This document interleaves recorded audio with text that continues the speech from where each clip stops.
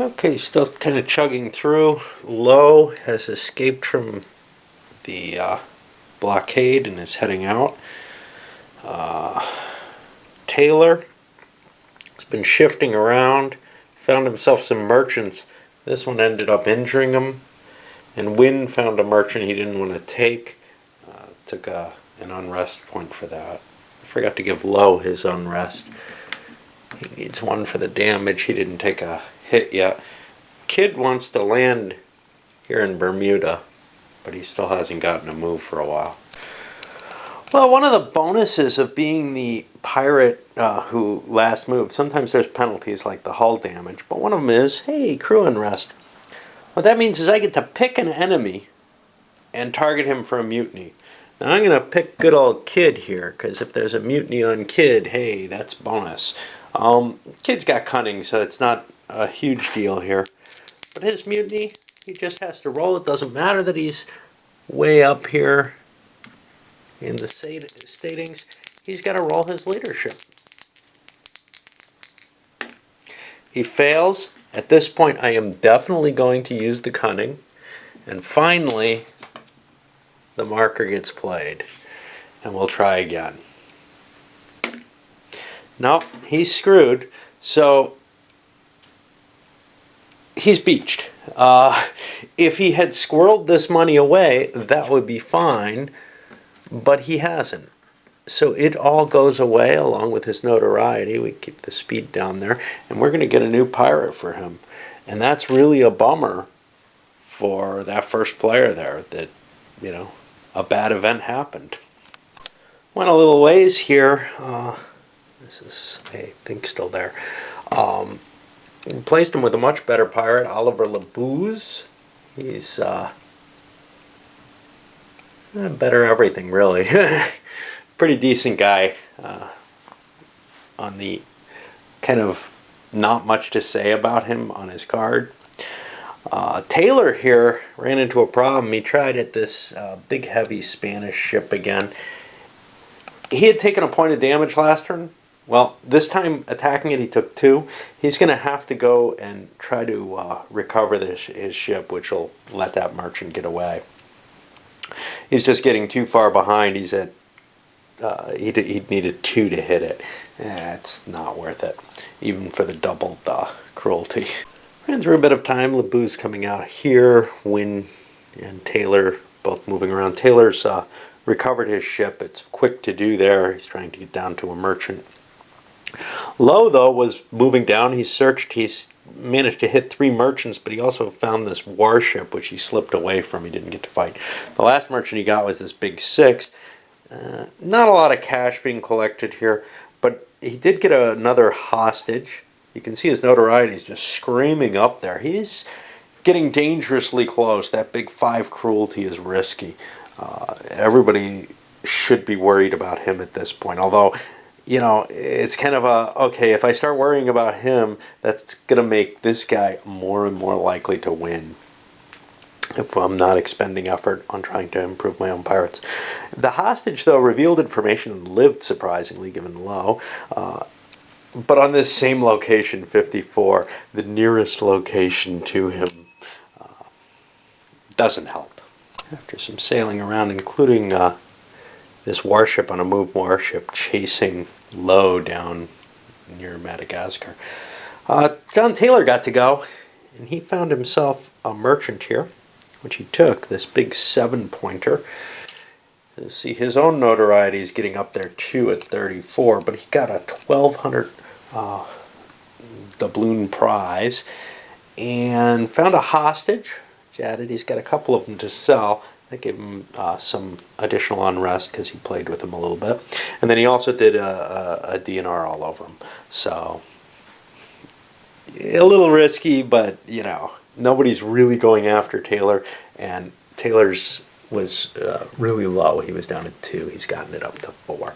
It gets scary when it gets anywhere near 0.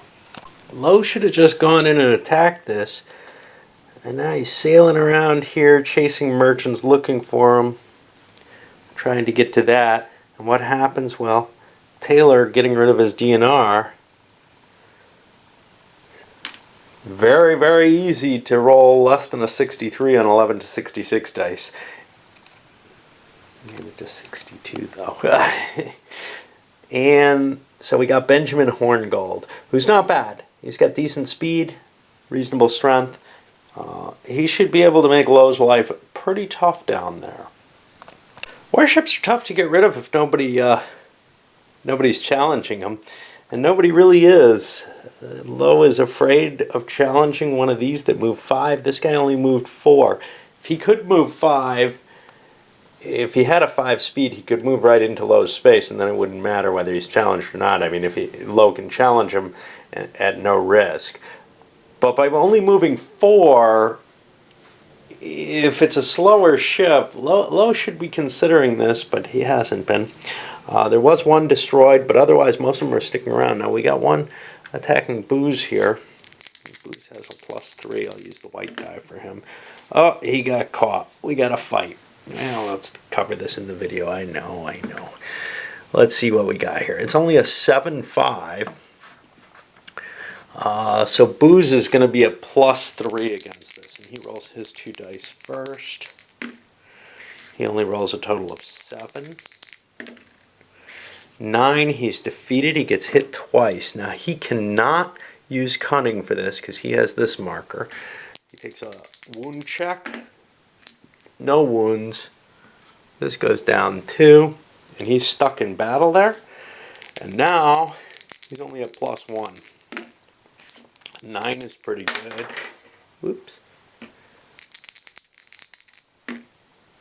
A 9 is good enough that he gets away, but he does take another point of loss in the final round of battle.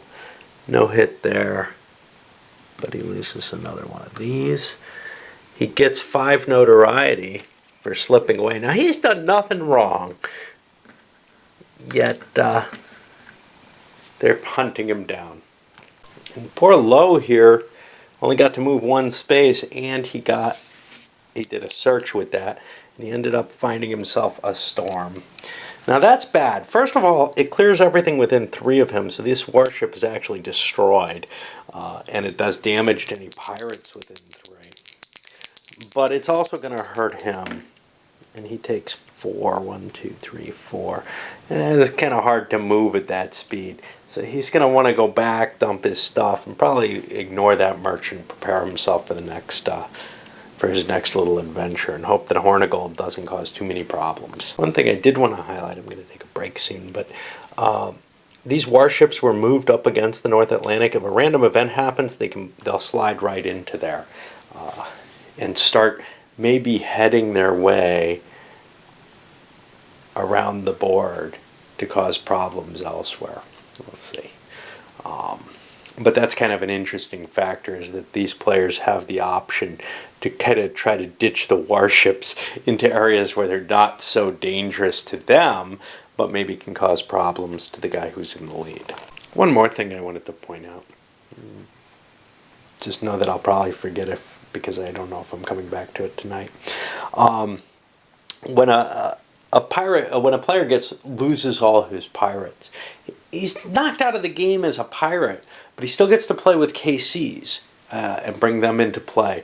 Now that's important, so if this guy loses 2 more pirates, I may just say, hey, he's walking away from the table, he's gonna, go watch some TV or whatever. And in a real life situation, there's a good chance that somebody will leave in the middle of that or do something else. But and that's fine. The game withstands it perfectly fine. You just switch down to the 3-player rules and use on the cards the 3-player line instead. But if this guy were to get knocked out, well, first of all, if you get knocked out, you lose unless you're winning. So that's not even an issue, right? The game's over unless you're winning the game. So if this guy gets knocked out with 3 pirates, the game is over for everyone. So that actually works pretty well. Never mind what I said. But if this guy got knocked out, he's got a winning player. Now his goal is to knock other people out. Make sure one other player gets knocked out, somebody who's not winning the game at that point.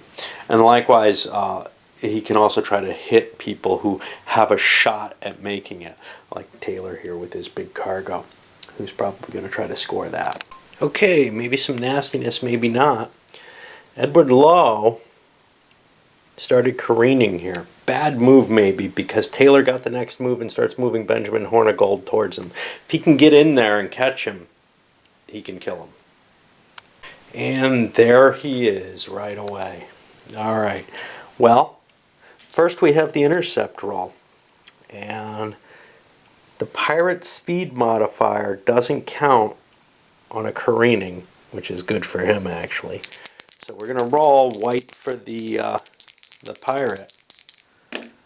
Lowe does not win. He's going to spend a cunning to re-roll his own die. He doesn't have much of a chance here, but that takes the cunning last use. And we'll see. Oh, we still got a 4 here. He's just got to roll higher than a 4. Oh, and it's got to be greater than, so he is caught and killed. And that destroys the ship as well, and all the information and everything. So that's a sad end. It looked like he was going to be a pretty potent dude.